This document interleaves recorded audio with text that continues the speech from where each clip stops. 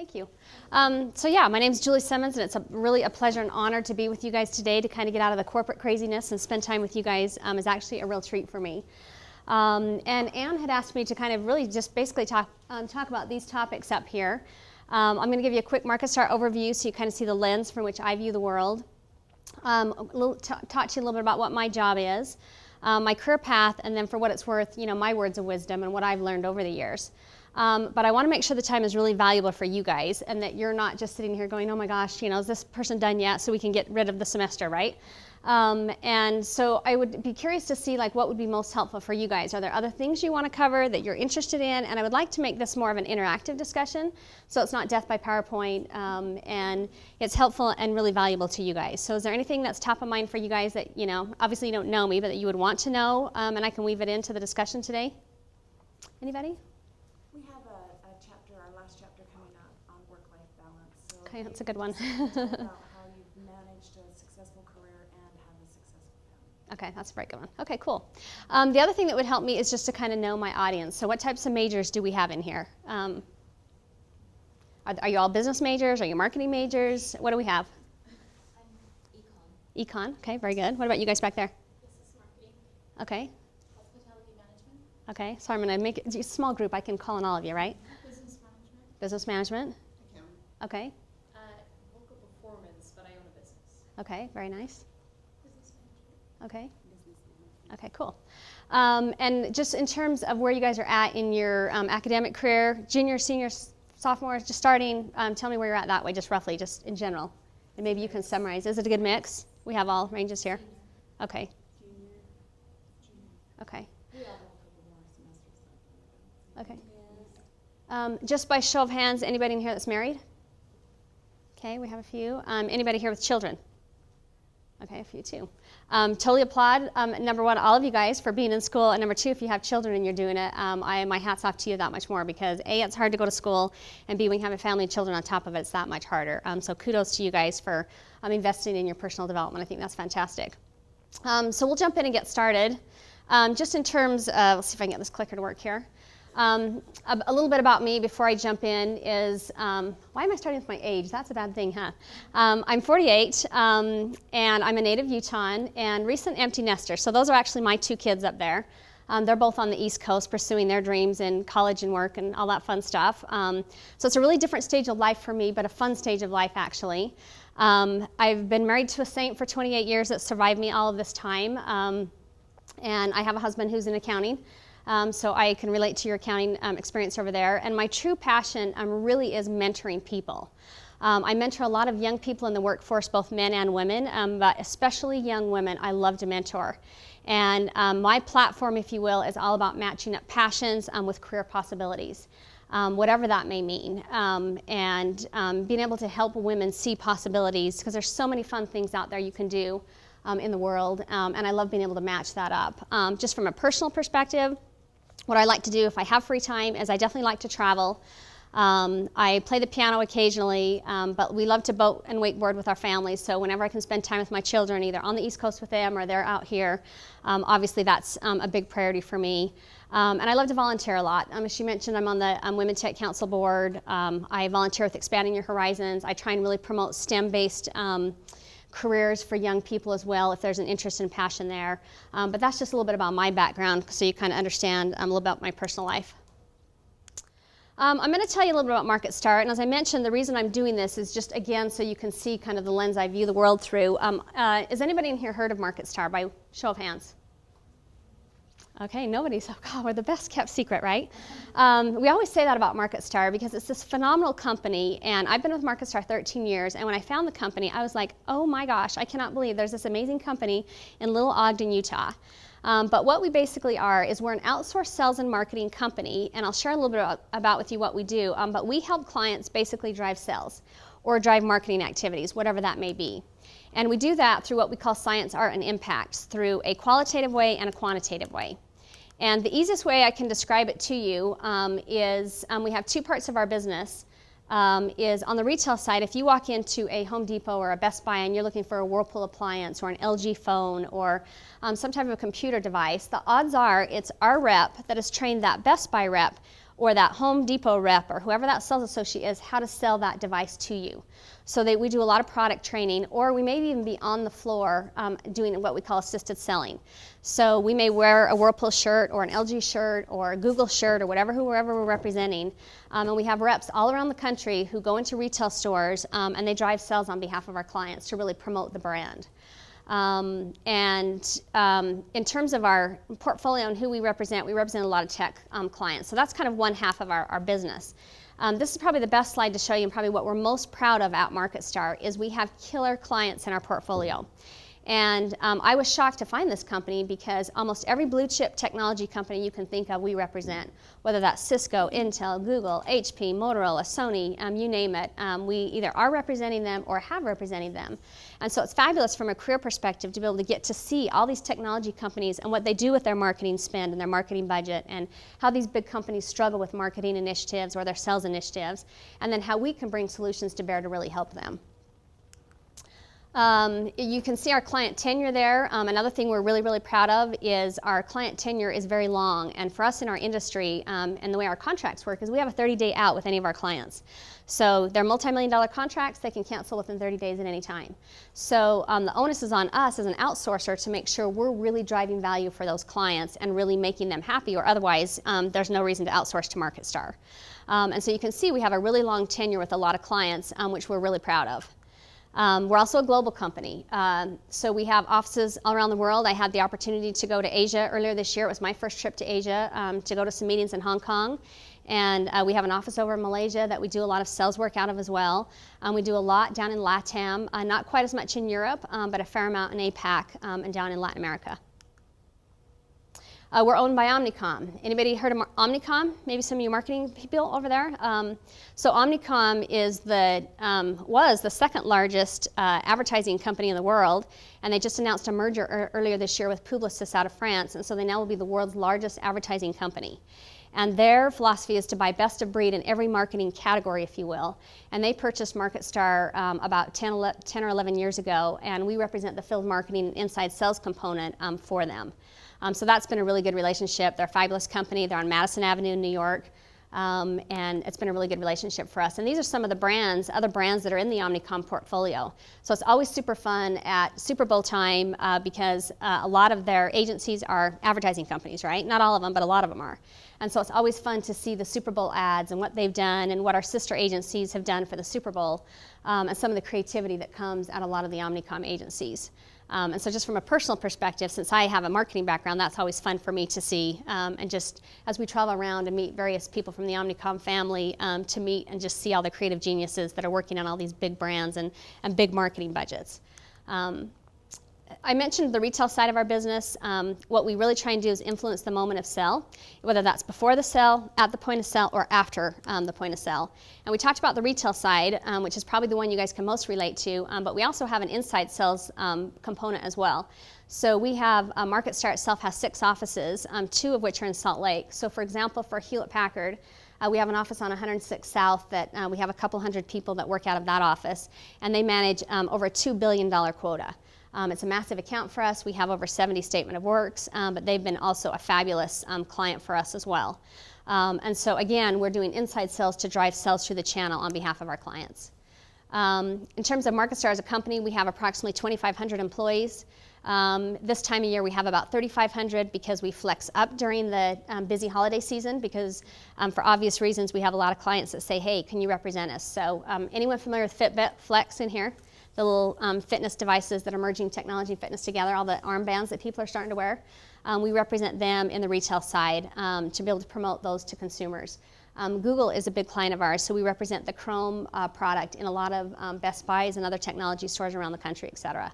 And so we have a lot of just fun brands around the holiday season that need to peak up for their season because they got to run marketing activities to really get that fourth quarter sales, drive awareness, et cetera.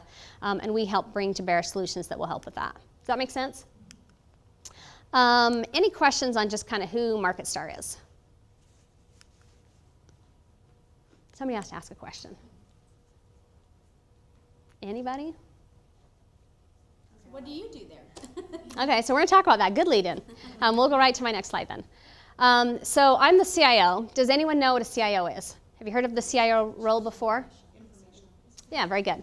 Of course, I do call it the Chief Insanity Officer because I feel like I'm insane most of the time. But it does stand for Chief Information Officer. And my job at Marketstar is to run basically all of the technology infrastructure and to make sure that all of our employees that are running around the country have all the systems and the tools and the machines they need to do their business, if you will. So I have a team of developers, I have a team of network administrators, I have a team of business analysts. So I kind of wear 3 different hats at Marketstar. That's one of them, is my technology hat and what you would call traditional IT infrastructure. Making sure that phones are up and systems are up and the network is up and everything's working for our employees and our managers so they can do their job. The other hat that we wear is our digital solutions area. And we found over the years in the technology side with some of these software solutions that we've developed that our clients were interested in some of the software solutions. So along the way we found that our clients said, oh hey, that's really cool you do that for you, but can I buy that for my sales team, or can I use that in this part of my business? And so we started developing this digital solutions practice, and what we're trying to do is develop digital solutions that really drive our core sales enablement people side of our business, if that makes sense. So for example, we have a product platform called Kinetic Plus, and if you guys are familiar with Facebook, we built a product on top of a company called Jive that is what we call social collaboration enterprise software, and it's really Facebook for the corporation. And we just did a big launch this last year where we rolled a new system and platform out to our entire company, and I've been fascinated to see how this social platform in the business setting has taken off, because a lot of our employees are millennials, they're young people, they're used to collaborating and communicating that way, and we didn't really have the tools and the systems for them to be able to collaborate. So if you can imagine, we've got reps running across the country, we have some systems they can communicate with, but it wasn't really easy for them. So we rolled out this new platform that on their mobile phone that they can use it, and we rolled out a client version of that for HTC where all of the sales associates, if I walk into Best Buy, et cetera, can use this and they can do product training on it. They can talk about what they like and don't like about HTC as a phone. And we get all this business intelligence and market intelligence to be able to find out what's happening out in the field. And what are people saying about our products and our brands. And so that's been a fun product to launch. But we have several solutions like that where we really just, again, try and drive more enablement around our core sales side.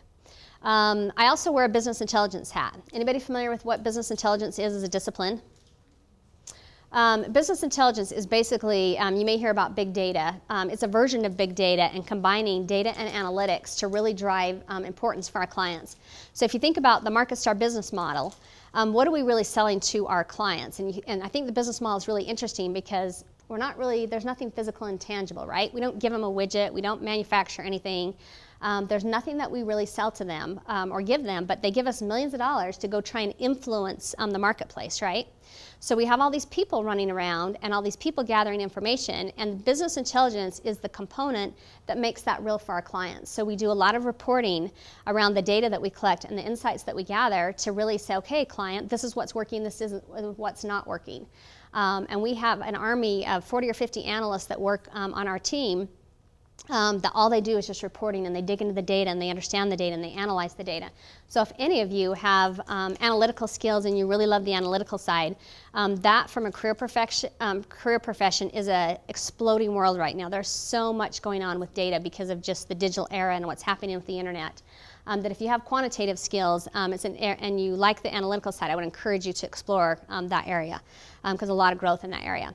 So those are kind of the 3 hats I wear. We support, as I mentioned, around 2,500 plus employees depending on the time of year. I have approximately 80 employees on my team among the various disciplines. And a day in the life for me is typically crazy. The pace at Marketstar is extremely crazy. We have a very fast pace. Our clients are always demanding X, Y, and Z, and it's our job to be able to execute on those initiatives, whatever that is. So a day in the life for me, I threw up, my copy of my schedule, but it's literally meeting after meeting after meeting. And there are some days where I'm exhausted by that and some days where I'm energized by it because I'm touching things, I'm making an impact, we're driving an initiative, we're working with people, working with teams, whatever that may be. I also travel a fair amount, and my travel tends to go in peaks and valleys. Sometimes of the year I'm traveling, a lot, other times not as much. And so it really goes up and down depending upon initiatives, what's happening in the company, et cetera. hopefully that answers your question. That's kind of what my job is. So if somebody's email goes down or we've got a problem with the computer, it's my team that has to respond to fix that. Or if they need data on something or getting the right systems and solutions, that's what my job is. So what else we have here for you? Can I ask a question? Yeah. How many hours do you work a week, and how many assistants do you have? So my work week also ebbs and flows. It varies. I would say on average probably 50 to 60. There are some weeks though where it's 40 hours a week. It just kind of depends on what's happening. I do have an assistant that helps me, but she's not full-time dedicated. But I do have a big team of people that I rely on. I've got a really strong management and leadership team that works for me that's actually been in place for quite some time. And so I rely very heavily on them as we drive initiatives. Yeah. Other questions about my job? Not trying to scare you, because it's actually a really fun job. Yes?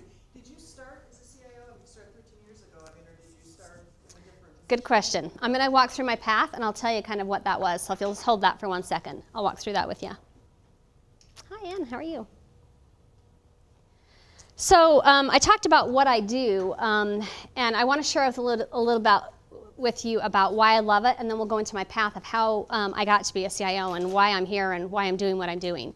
I absolutely love my job. 90% of the time, there are days where, I say, really, what am I doing?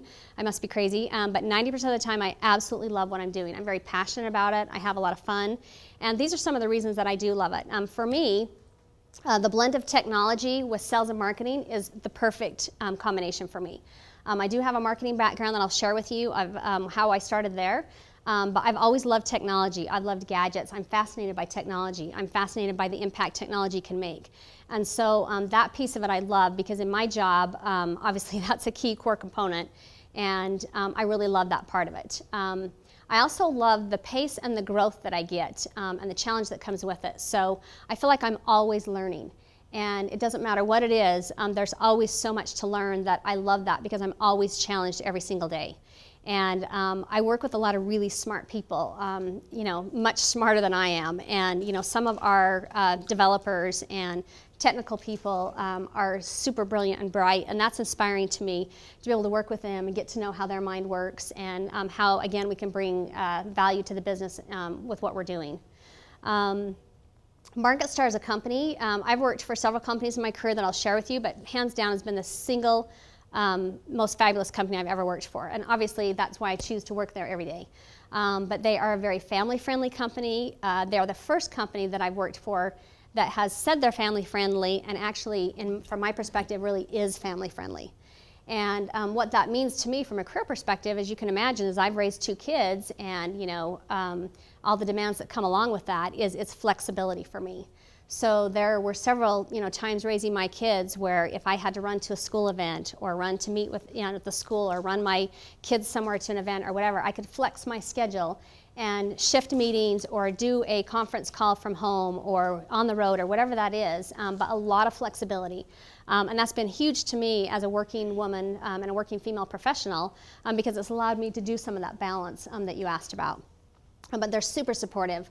I remember one of the very first days I started working at Marketstar, and my boss, and it's always hard when you start a new job, you're scared and you're getting to know new people, and we're in a meeting and my boss takes a phone call in the middle of the meeting, and I thought that was odd, first of all. And number 2, what was more odd is it was a family call. It was a personal call, and I remember thinking, wow, that's strange.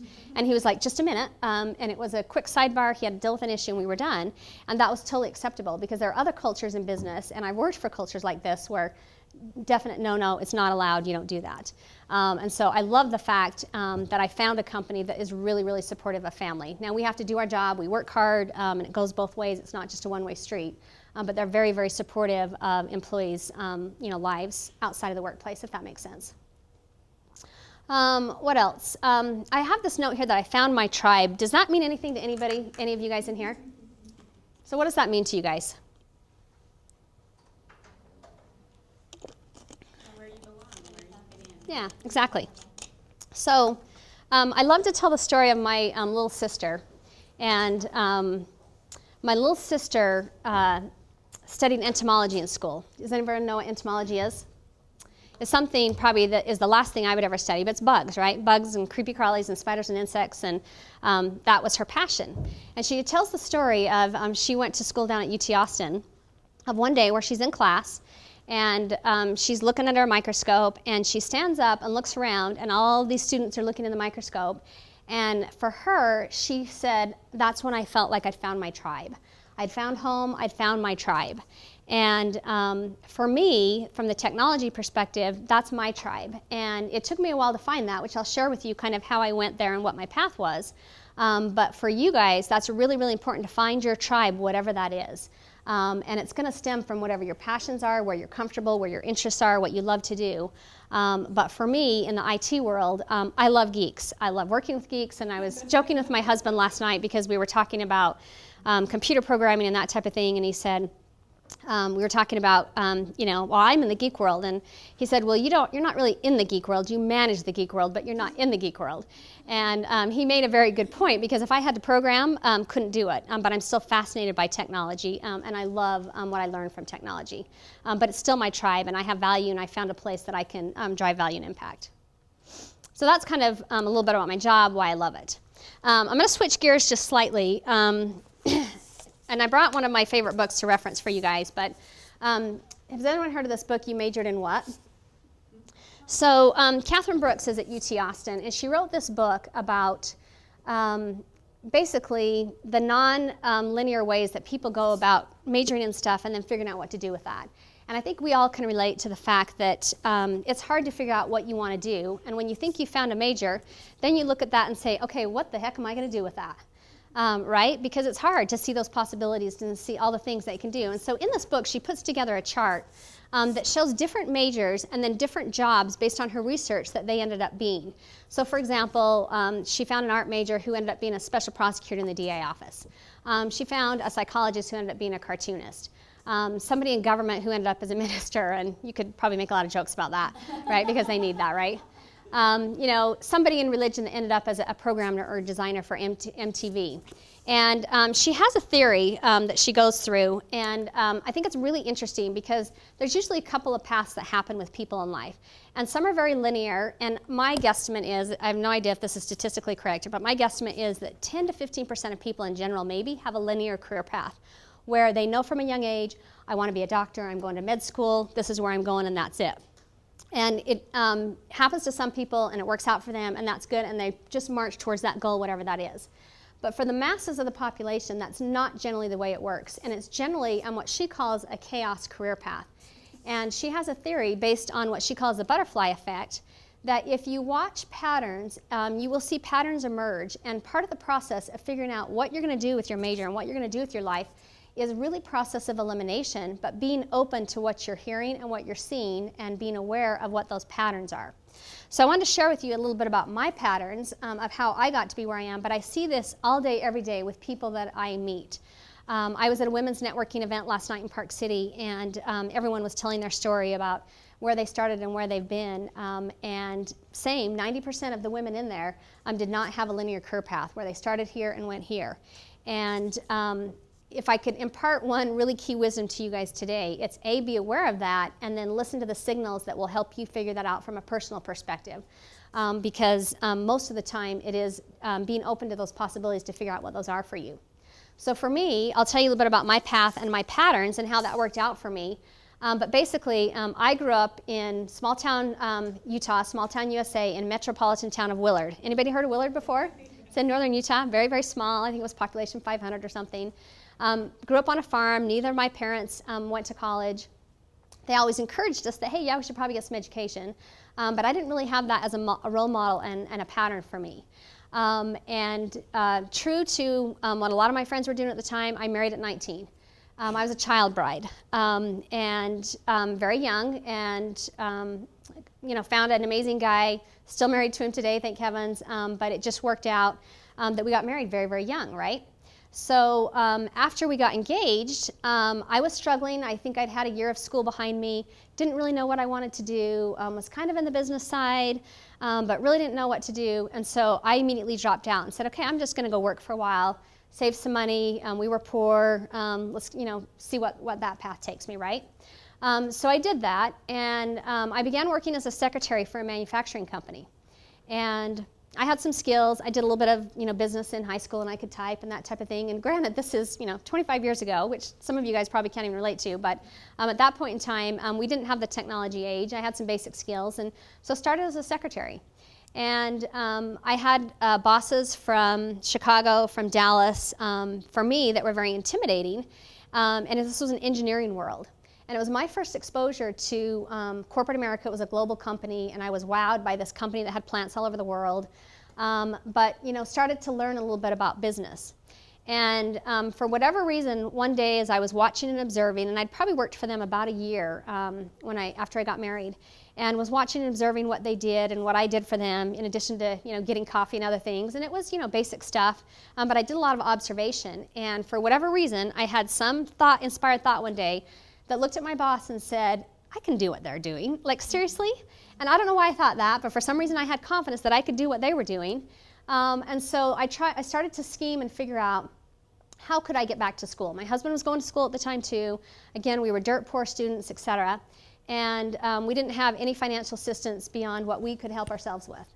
And so I began to come up with a scheme where I could approach my boss and convince him to let me go part-time, and so I could go to school. And I was working in Ogden for this company, and I wanted to go to school at Utah State over in Logan, because we had a housing situation worked out with my husband's grandparents. And I remember being scared to death to approach my boss, because A, he liked his secretary there full time.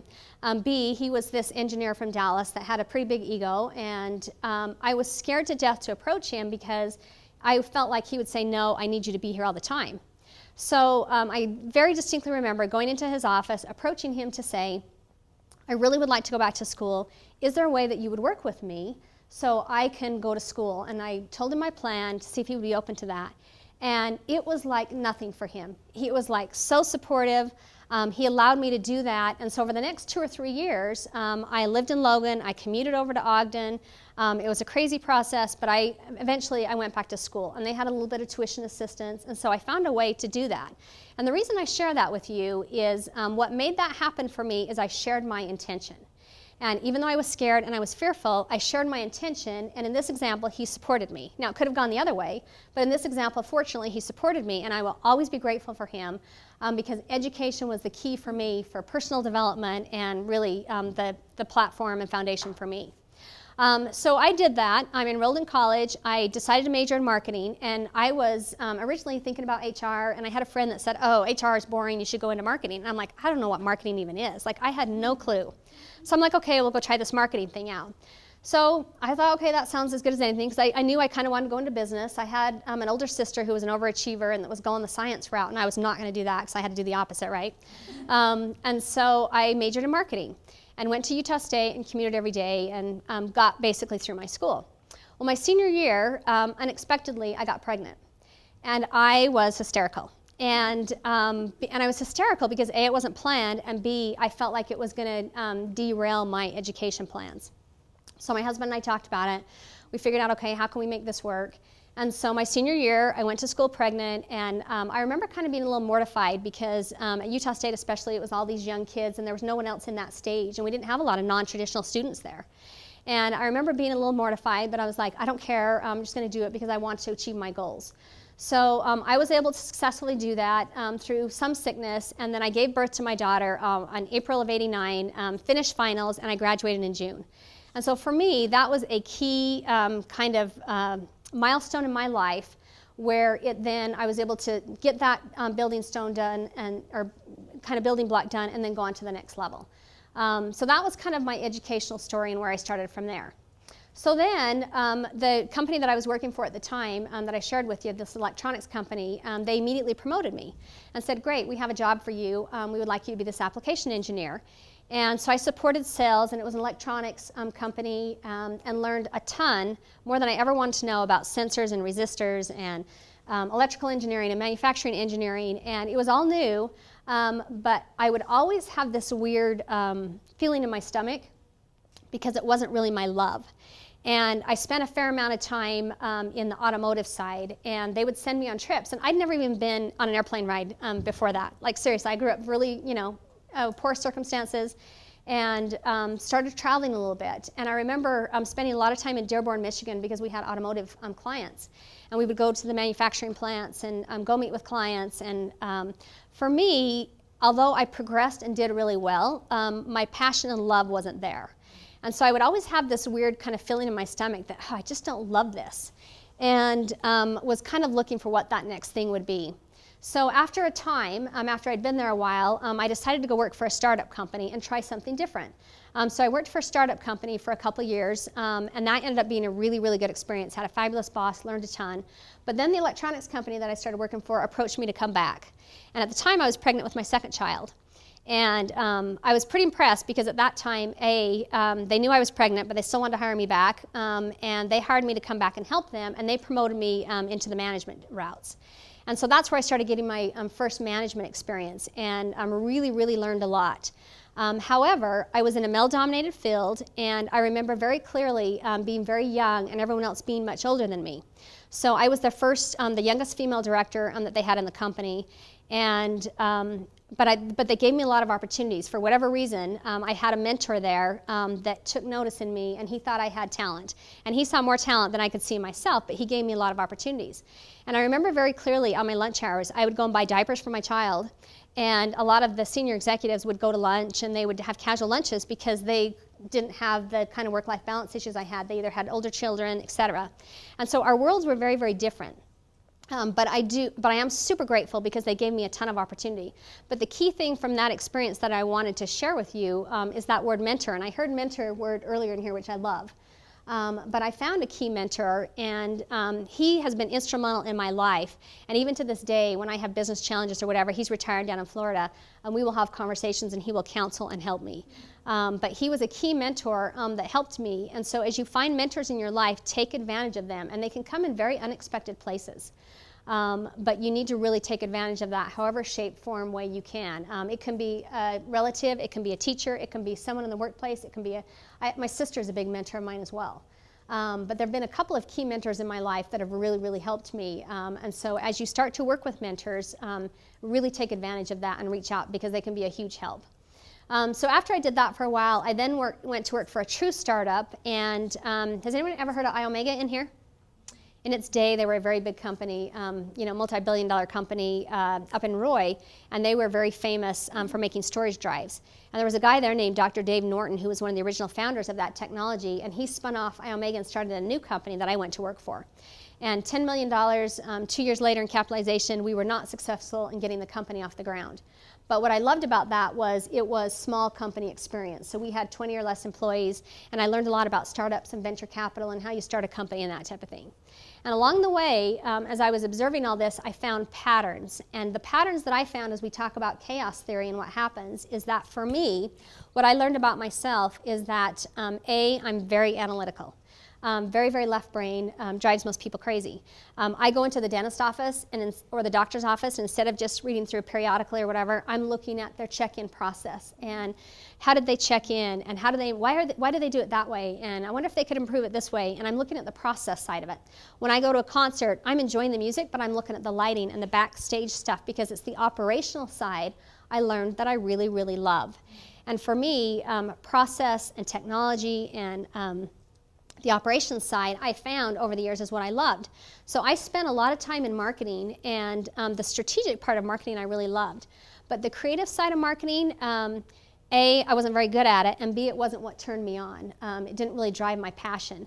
And there were some fun things we did, but it just wasn't me. And so over the years, I learned those patterns, and I migrated to places in business where I could, A, use my skills that fit me and my strengths, but also get me in areas that I really, really loved.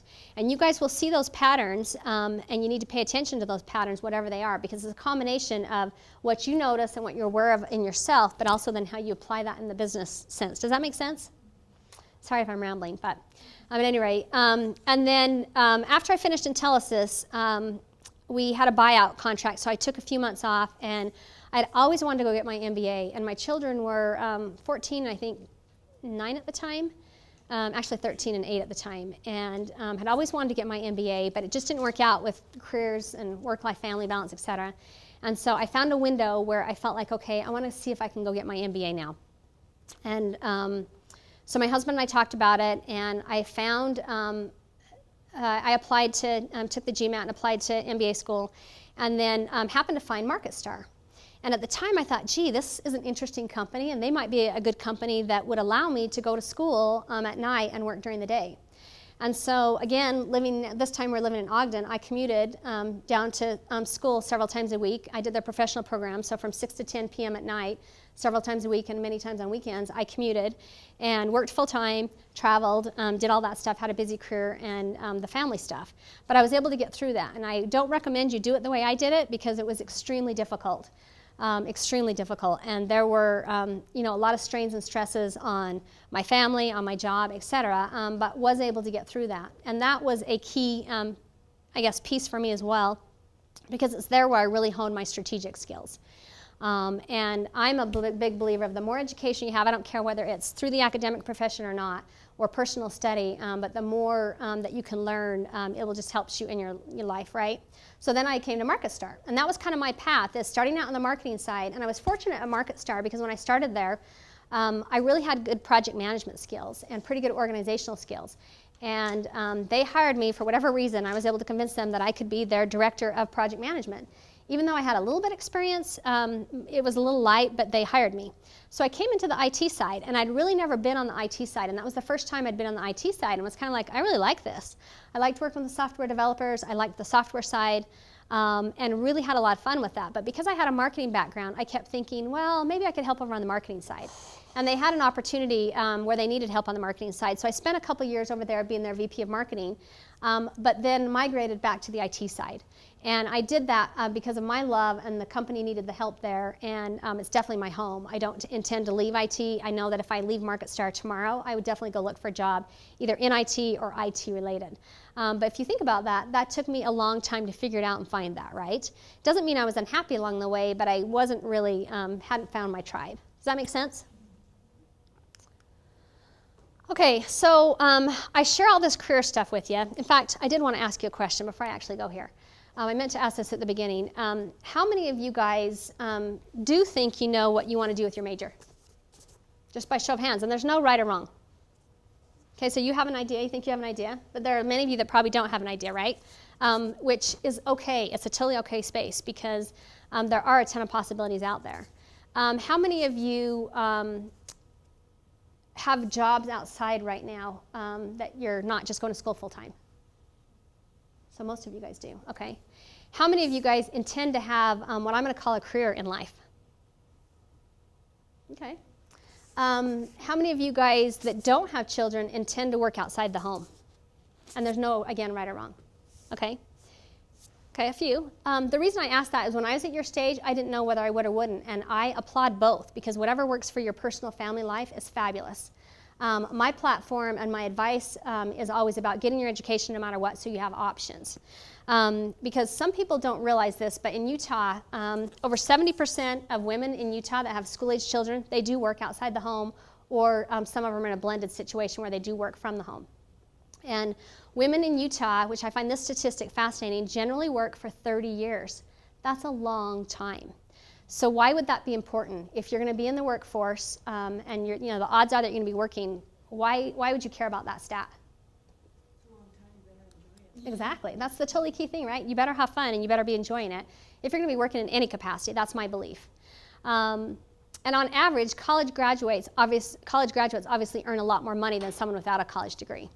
There's a really great quote that I love that I always try and share with people, is the more education you have, the more you can make and the less you have to work. Now, to me, that sounds super counterintuitive. How could that possibly be true? Any ideas on that? How could you work less if you get more education? Yes? I don't know if it's less, it's different. So tell me what you mean by that. Like, the more I work, the higher management I usually end up in, and I do different work. I don't do physical work. I do mental work. Okay. Organizing, managing people, stuff. And that's definitely one angle. Other ideas? Yeah. I think the higher the education you have, the more that you're needed. And then maybe you can, as they come to know you, you can say, well, I'd like to work 3/4 time or half time. And And they still want you, Yeah. they still want your Yeah. skills, and so it gives you Yep. more options. That's exactly right. A lot of it has to do with options, I yes. would say work smarter, not harder. Yeah. And find people that are smarter Yep. and you can leverage Yep. and help. Don't recreate the wheel. Right. Somebody's already done it. Right. Just So here's the thing that I didn't know when I was your stage. Yes, did you have something you want to share? But just also that the more you get paid, the less you have to work to make the amount of money you use for advancement. Yeah, exactly. And what I didn't know when I was, young at your stage is that, how important advanced education is to give you options in life. So, for example, I have a sister, and her story is she was overachiever, valedictorian, merit scholarship at BYU, went to, super bright, super smart. But she was a co-valedictorian at a small high school in Brigham City, and when she sat down with her high school counselor and talked about options with her and her co-valedictorian, who was Mel, she loved science, and they recommended she go to the secretarial school at BYU. And she's like, well, wait a minute, I love science. Isn't there something more I can do with that? He went on to med school, her other co-valedictorian, which I find interesting, but she ended up going to the healthcare field, and she ended up becoming a medical technologist. And for her, it was the worst thing in her life she could have done. And the reason it was the worst thing in her life is it was the worst fit for her in her life. And the reason for that is she worked in a hospital lab, and you have to know my sister, she's a major extrovert. And a hospital lab for her, when I talk about that feeling in your stomach, was not a fit for her. And she wanted to shake things up and do new processes, and they were like, no, we have very established processes and policies and procedures, and it's much more routine. And so she started looking around and saying, what can I do and what fits me? So she ended up going to a top 10 law school and now is an attorney, and for her, a really, really good fit. But the reason I share that with you is what happened, what her story was, and because you never know what's going to happen to you in life, is she had twins at 40. And when she had twins, she went into heart failure. So she had cardiomyopathy, almost died, almost had to have a heart transplant. It was this horrible experience. And a very, very scary time for her. But because of that and her family circumstances, she had to end up quitting her law job at her law firm in Chicago. And she had to quit for a while to take care of her health. And so for a period of time, she stopped, she took care of her health. But then after a couple of years, she was ready to do something again, right? And her health had improved, so she could take on something more. So what she did is she worked out of her house down in Austin, Texas, and made anywhere from $300 to $400 an hour for doing law work out of her house. And she could make more than me, hands down, when I'm going to work doing, but why could she do that? Because she had the advanced degrees and she had options. And she literally worked a couple days a week out of her house for 2 or 3 years. And had a great income. She could help her family. It worked out great. And again, it's because of those options. So I have a quote up here from Cynthia First from the UVU. She's a professor of electrical engineering at the UVU, and her quote is, the more education you have, the more fun the job is, and the more you end up with, and the more influence you have. And again, it's just totally about options. Not only personal development, but it just gives you so many options in life.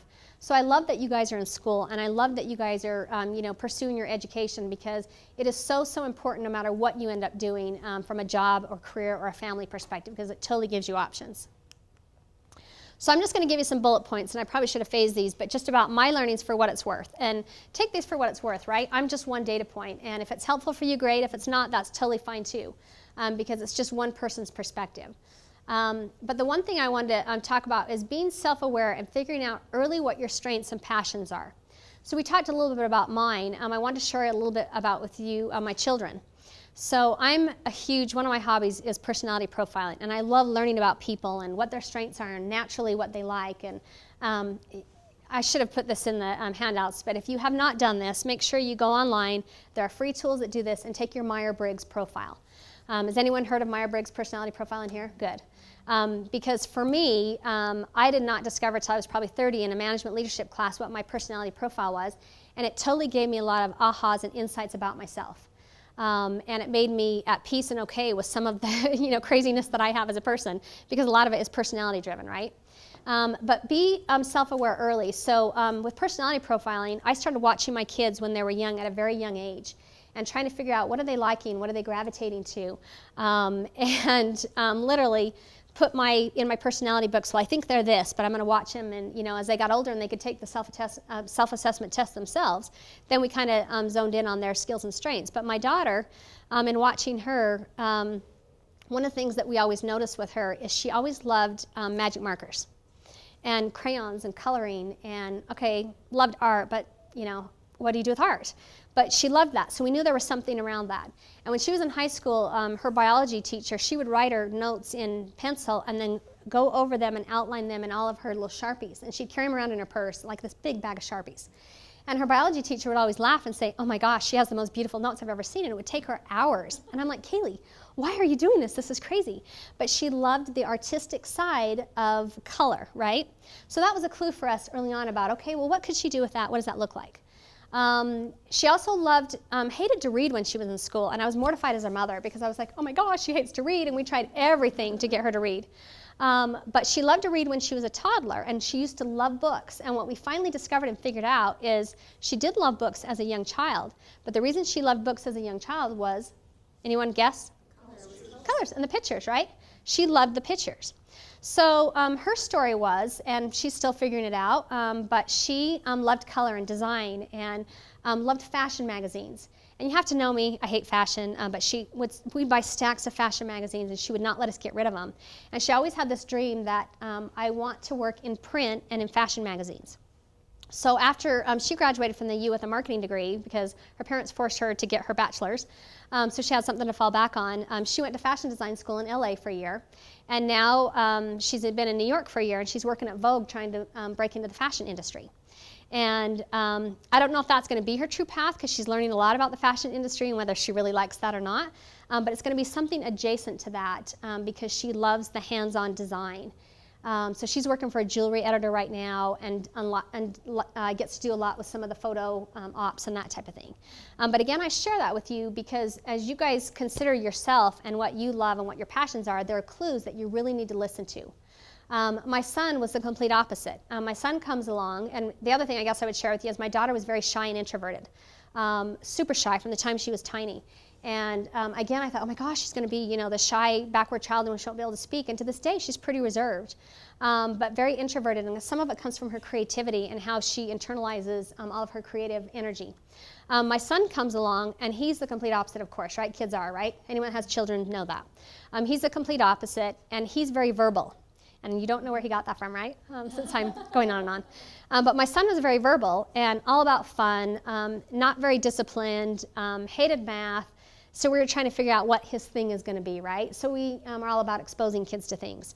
So we found with him, because we knew he loved to speak and have fun and argue with us and you name it, right, is we started introducing him to speech and drama and is there something there? And he did like that, but eventually he found debate in high school. Was debate captain, you know, went to nationals, super good at debate. And he was able to then be a congressional page his junior year of high school in D.C. for 5 months. So now he's studying school in D.C. and he's in the international relations program, and he's very much an adventurer. So he went to India in the summer, he's going to Burma in December and Cuba in the spring, and he's going to do something in international relations and maybe law, we don't know, but we know it's going to be something to do, this sounds silly, but with his voice. And there are a lot of jobs that you can do with speaking, whether that's law, whether that's diplomacy, whatever that may be, right? But again, those are strengths and skills. So if you don't remember a single thing from my discussion today, it's just learn to be self-aware and to listen to those hints and signals and follow those paths, whatever they are. Because those tell you about what you love. And if you have an economics major and you're not sure exactly what you're going to do, there are clues about why you love economics, and there are clues about career possibilities that will help you figure that out based on what your internal passions are and what you gravitate towards.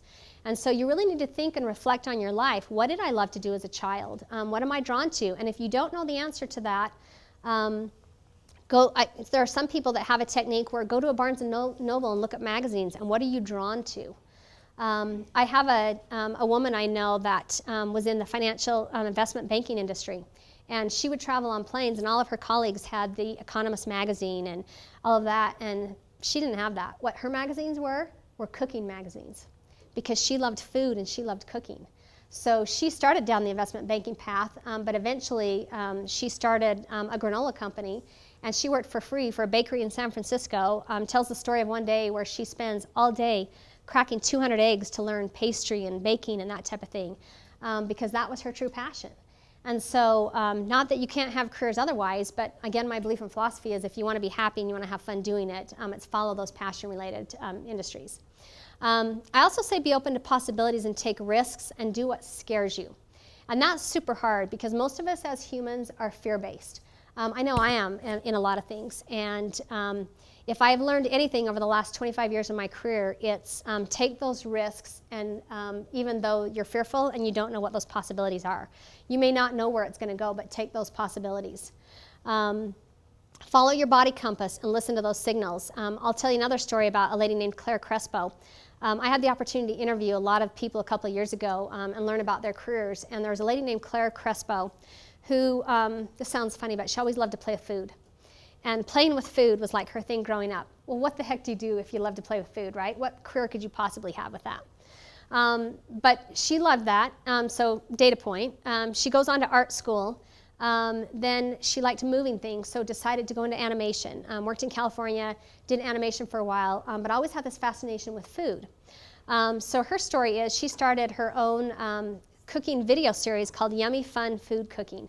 And if you Google it, she's got these awesome videos where she teaches kids how to cook. That's her passion.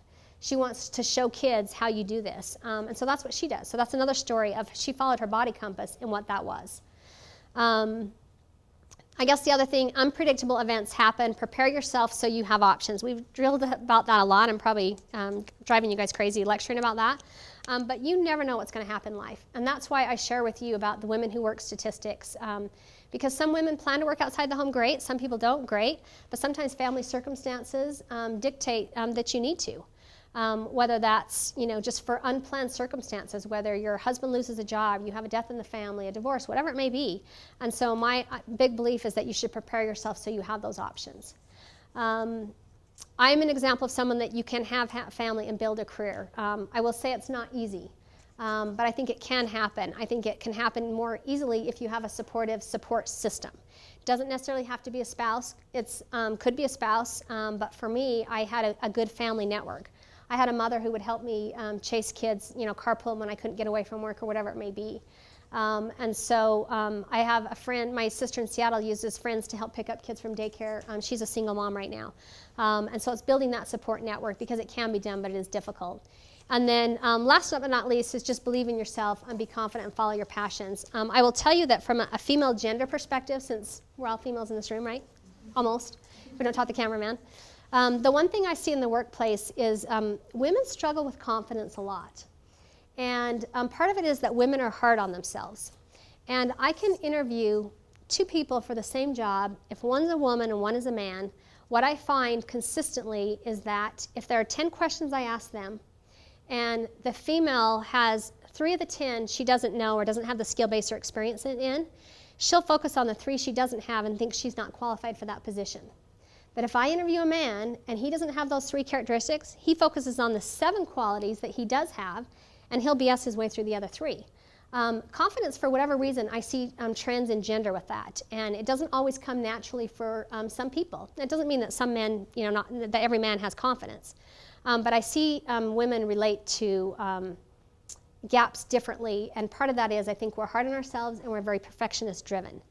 And so I would encourage you to really, really just be confident and accept yourself. And even if you're not feeling confident, it comes over time. I talk a lot about this with my daughter because she's starting her career and has insecurities about X, Y, and Z, and because she's an introvert, meeting people and that type of thing.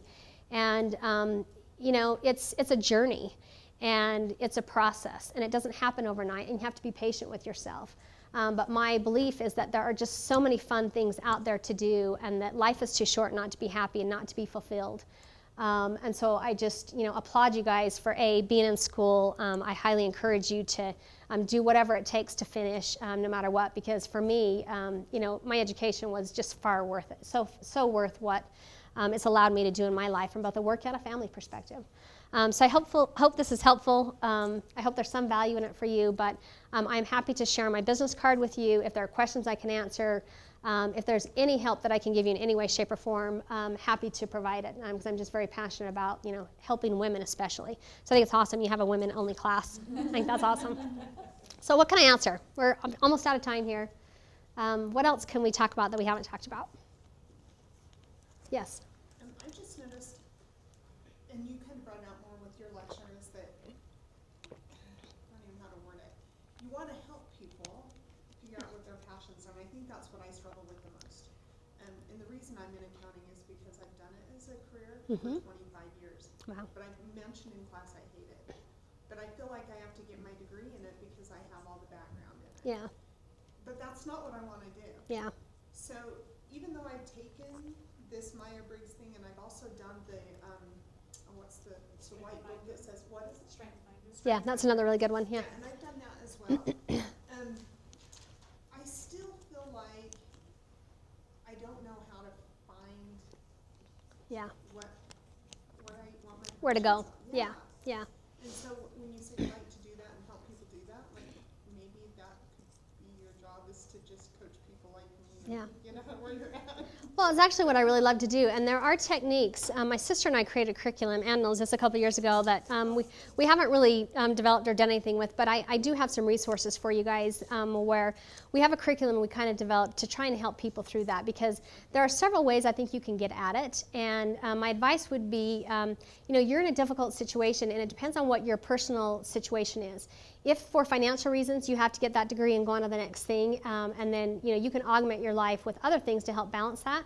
But I also believe that if you're able to, at whatever stage you're at, you might be able to take that accounting degree and morph it to something that fits your passions and that's maybe adjacent or related, if that makes sense.